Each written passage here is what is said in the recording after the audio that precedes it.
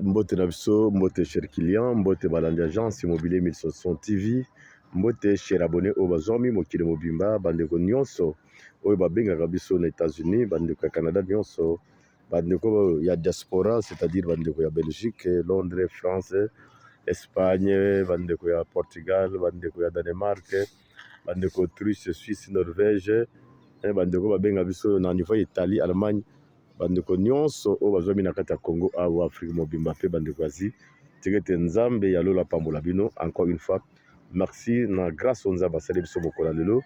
Voilà ezali na ngolu na nzambe awa susu ngai humble frère na bino Blaise Mobadi nazwi libaku ya monene ya kokita susu na quartier oyo parce que ça fait longtemps nakitaka susu te. Awa naza na quartier bazobenga Mbenzale, donc naza à peu près 200 mètres par rapport, n'est-ce pas, il y a route nationale. Bino moko bozomo na quartier ndenge tongami Mbenzale yango yo boyoka na sango. Mbenzale yango na boyoka na sango. Quartier o wapi tongami déjà. Bozomona petit à petit ndenge Mbenzale eza na kati ya changer. Parce que bande ko ebele bazana bosenga ya ba terrain. Voilà, ngai na kiti awa na Mbenzale. Mbenzale pour plus d'informations, ceux qui kaka olongari au port Anjili, au komi au Lekibi Bo Leki Plaza, au komi na Kinkole au komi na Paul Malebo, Bingi, au komi na Ngandayala. Dès que vous montez, Mbenzale yango nezomi face à face na pagode présidentielle, donc avant d'Aipen. Donc avant OCC, nous sommes na Mbenzale. Donc awa naza juste na entrée, côté entrée à Nécropole, yango bazobenga nouvelle cité, au côté kotala ndenge bandeko bazotunga bandako ndeko na ngai, vous n'avez pas l'idée. Courant yango pe côté na kati ya mboka déjà, puisque les gens avaient plus crainte puisque courant ezala été, mais pour votre information courant eza déjà na kati ya mboka courant yango yo. Voilà na yo laksa bino esika moko malamu wapi ndeko azali koteka espace nyonso bozomona oyo ndeko na biso batia ya fondation wana terrain wana nyonso tout autour wana nyonso bozomona ezaka na baveni vide nyonso bozomona. Nous avons 4 terrains qui sont disponibles ici. Terrain bozomona eza terrain ya ba gens et cadre, n'est-ce pas, ya ministère de l'économie oyo non so concession na bango na sika oyo ndende ko yo azana 4 mapango na ye azali koteka pour na raison propre oyo ya moko ba terrain oyo awa nyonso eza dia milieu oyo yebani na sango partout. Il n'y a même pas un conflit, tout est en ordre puisque eza ya ba gens et cadre économie ndende ko azu option ya koteka terrain na yo no sawa. Ba vini ezali entrée ezali 4, donc dimension bazana na kati ya koteka ezali 20 mètres sur 18 mètres, 20 mètres sur 18 mètres, c'est-à-dire longueur 20 mètres, tandis que largeur ezali 18 mètres. Ceux qui offrent ces pressions de Konangai, n'hésitez pas, benganga le numéro na ya WhatsApp plus 243 90 191 33 41. Milieu eza milieu et déjà sans vrai milieu, je répète. D'ailleurs, quand vous regardez beaucoup mon bâtiment moulaye na bazomona wana babindeli nde baza na kati ya kotonga bazotonga bezwine bazotonga wana bacompagnon minene. Donc Mbenzale eza quartier moko etongami soki boyoki Mbenzale milieu ezotongama yango oyo. Donc profitez yaka wa ba 4 le terrain, ceux qui ont somba tous les 4 terrains, il n'y a pas un problème.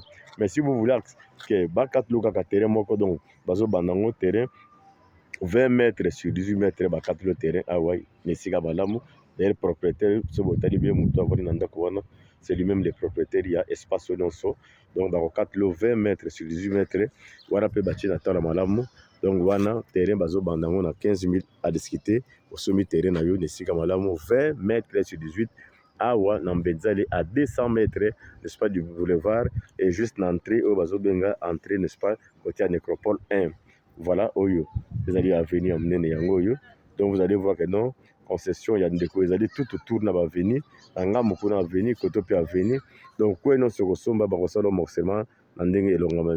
Donc profitez za bandeko nanga quand caméra nanga zo kita bisika ya boyepo na bino, c'est le moment de profiter, n'attendez pas demain.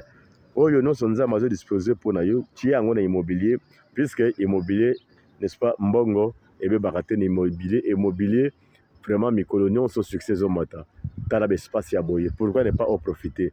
Conseil nga napesaka bandeko na ngai, économie yango oyo ezosimba susu te partout.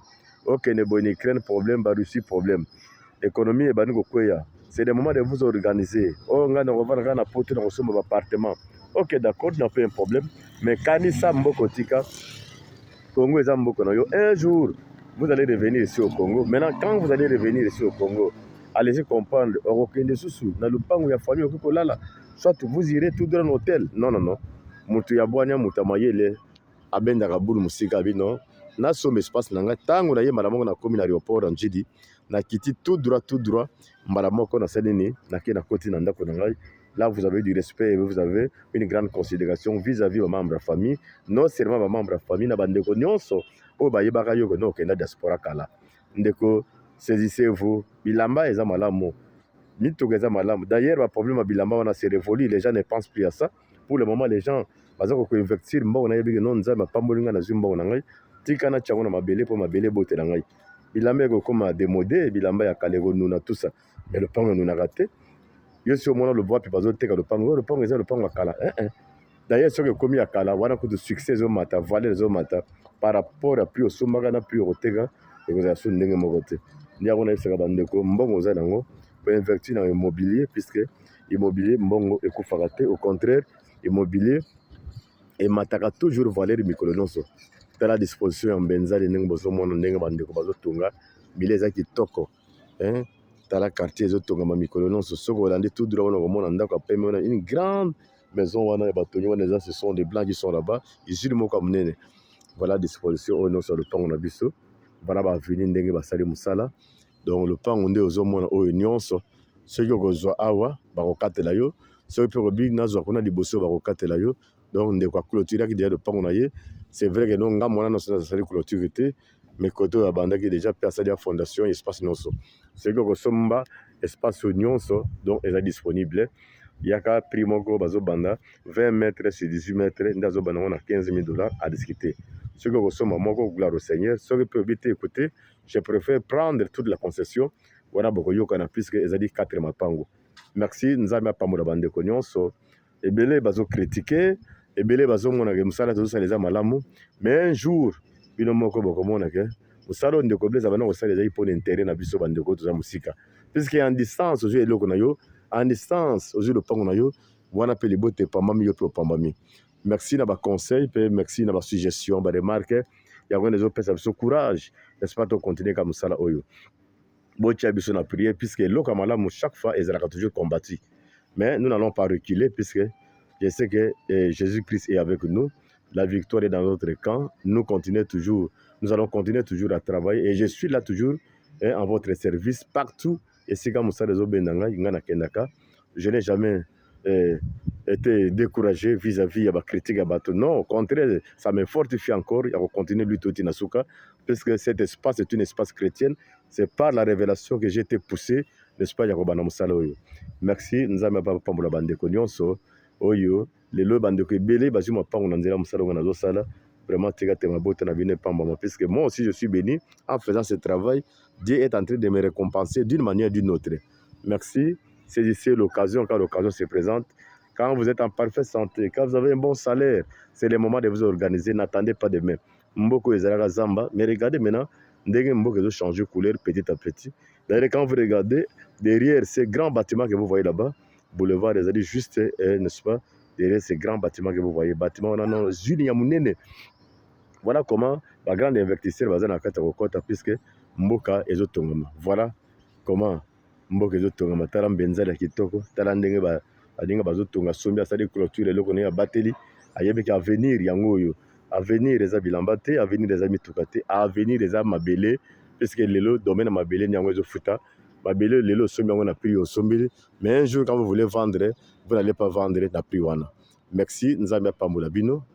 Malamu na moto oyo esengo na moto oyo ayoki conseil na nga mpe asaleli yango oyo mpe akosalela yango te, il n'y a pas un problème, la vie continue, mais sachez-le, un jour vous allez regagner mboka oyo yo, mboka bakoko. Nzambe apambola bino bisika nyonso, bino bato bolandaka bémission na ngai botianga toujours na prière nga pe na tiaka bino na prière puisque si vous n'êtes pas là nous n'allons pas travailler. C'est comme ça toboka nzambe ezala partout bisika nyonso yo moto ozwi grâce ya kolanda ngai ozala na poto ozala na Amérique tika ete nzambe alola abatela bino santé ezala malamu kimia na nzambe ebila grâce wana elanda bino bisika nyonso makila na Yesu Kristo oyo esopaki na Golgotha yango ezinga bino ezinga mabota na bino pe santé na bino bozala na kimia. Merci beaucoup encore une fois à la prochaine. Donc je disais 20 mètres sur 18 mètres à 15 000 $ à discuter au sommet de Pangonayo. Que le Seigneur vous bénisse richement. À la prochaine.